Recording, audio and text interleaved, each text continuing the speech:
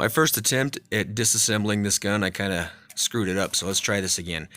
It's not as hard as I made it look. So drop the mag out, make sure the gun's safe, lock the slide to the rear, and you don't need a tool. The base of your magazine helps if you can't push that.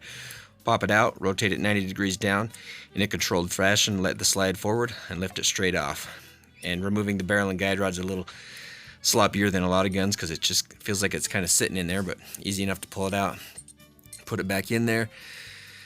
Pretty straightforward, but you'll notice that it's, like I said, a little looser. You can see right now that's crooked, the guide rod, and that's going to give me troubles as I go to put it back on because I didn't make sure they were straight, because they're going to go down in that groove right there and in front of that little rail there. They've got to ease into that. So you can see I'm going to attempt to lower it down into there, and this is only my third time doing this, and I got this light blocking me so I can't really see what I'm doing, but there's my excuses. So I centered it better, and then it just sat right down in there.